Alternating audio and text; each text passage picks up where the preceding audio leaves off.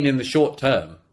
And in a world where we can separate accomplishment and ideas from identity, that seems intuitive and easy to do. Identity beyond the individual identity, of course. I have no stake. I have no claim in anything anyone did before me, whether or not they shared my skin color. It's about what I've been able to accomplish in my own lifetime. Yes. I want to go two last places with you, and I want to return to the concept of the warriors, and you just reintroduced them there with the anti-racist. And you say something very fascinating. You said at the outset of this conversation, you said they use the term justice, but what they mean is revenge. Explain. It's actually a line lifted from Nietzsche with credit.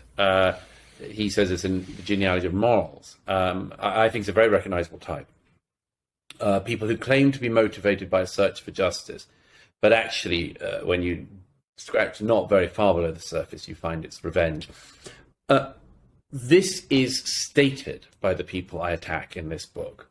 Ibram X. Kendi, in his book How to Be an Anti-Racist, which if he lost the word anti from the title would be accurate, Ibram X. Kendi says in his book, the answer to past oppression is present-day oppression.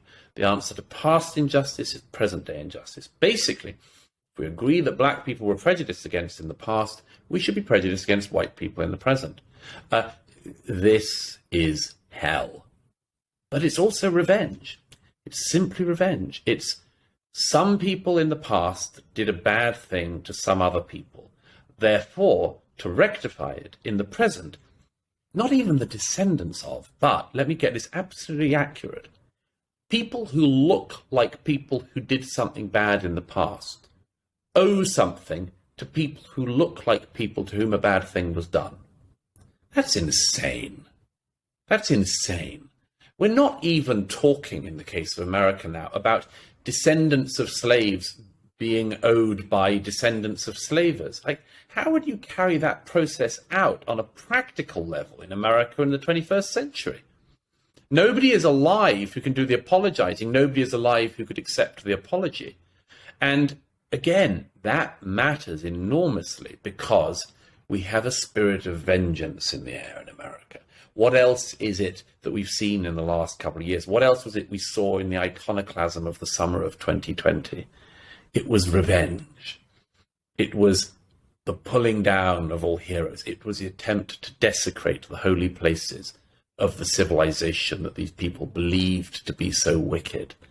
Attacking the holy temples of America, its founding fathers, its constitution, its ideas, its history, everything. I think you're absolutely right. I think you're right, Douglas, and I've talked about that here on this podcast. It just, you don't have to scratch very deeply at all to understand there is a strong current of vengeance underneath this movement disguised as justice. And I don't know, and maybe there's a hopeful tone to take. As you mentioned, the race hucksters are not the visionaries of the future. I don't know that most of America truly understands the extent of this desire for revenge. I don't know that they realize when you leave behind the word equality and embrace the word equity, fully what you are embracing.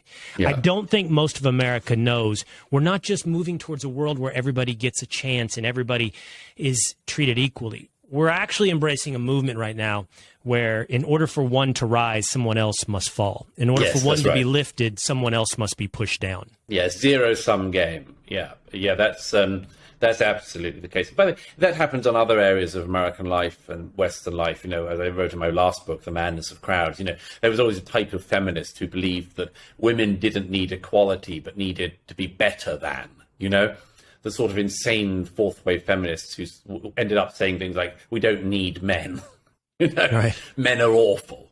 You know, if the suffragettes had said that, women might not have the vote still. I mean, it's an incredibly unattractive position to argue from. In the same way, there are some people on the race issue who say, you know, we don't want to be equal, we want to be better than.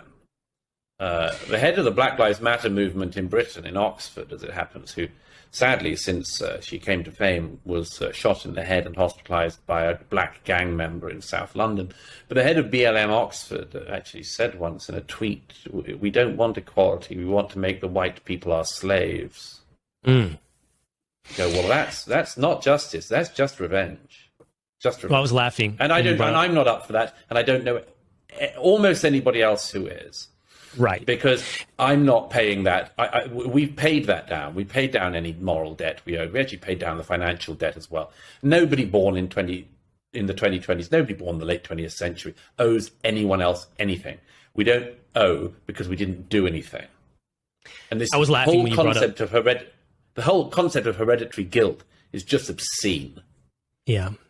I was laughing when you brought up fourth wave feminism because they got checkmated throughout the last 5 years. All that it took was for men to declare themselves women and undercut the entire enterprise. Finally, I want to end with this, and that is let's just go one layer deep on the equity angle, and that is, as you mentioned, there's two warriors in this war. That is the anti-racist, and then there is the Marxist. And I'm interested in how much that Venn diagram overlaps, because I do think as a motivational factor, you're right, revenge is a massive part of it. I don't know where that revenge overlaps with communism. But let's start with this. Let's start with what you said about Marx. First of all, isn't Marx, I know that the Soviet Union is the most famous implementation of his ideas. He was a German. Wouldn't that be the West? So wouldn't he fall under the same scrutiny as the rest of the West? Yes, it's such an interesting point. I make this point in the book about the post-colonial period. Something very weird happened in the post-colonial period. The main theorists of post-colonialism, people like the person I wrote about in the book, Frantz Fanon, you would have thought that in the post-colonial period, these people might have said, when the British have left, or the other European powers have left, when they've left, we should return to a pre-colonial world. So, in Nigeria, maybe you could go back to having the Oba of Benin running slave markets, for instance, or whatever. We could go back to our traditions, positive or negative, or both. That wasn't what happened. In the post-colonial period, people like Fanon, backed up by Sartre and others, said, you've just managed to overthrow Western colonialism, and that is why we can now offer you Western Marxism. Strange. These were local movements very often of people who thought, yes, the answer to the post-colonial period in Africa and elsewhere was Marxism. Well, this actually has a serious impact in the modern day, because if we look around the world, the countries that are now still moaning about colonialism are the ones that just haven't worked very well since. You don't hear Singapore crying for reparations because of colonialism. Nowhere that's worked amazingly well talks about reparations or owing of debt or anything else. It's only the countries that haven't worked that well. It's only people like Robert Mugabe in Zimbabwe who, endlessly talked about the need for the European countries to pay reparations for the colonial period. Why? Well, because Robert Mugabe found it very useful to cover over his own theft of his country's resources and his own inept rule that led to the average Zimbabwean lifespan halving during his presidency. It's only because of that the white Westerner was a very useful target to cover over his own evil. The places that failed did that sort of thing. The places that succeeded didn't. There should be something we learned from that. But why, as you point out earlier, that Marx has his own ugly history with racism, and Marx himself, as we pointed out, being a child of the West, why has Marx escaped this same level of scrutiny in the West? Why has he been exempted from this anti-racist movement? Because the people destroying all of our pasts know that they need him. You see, they don't need Thomas Jefferson. They don't want Thomas Jefferson. They don't need Immanuel Kant. They don't need Voltaire or David Hume. They don't need Abraham Lincoln. They don't need Winston Churchill. They want to attack all of these people. How do they need Marx? They don't like them. Because they need the veneer of communism to justify the revenge? They need that. Why do they need forward. Marx?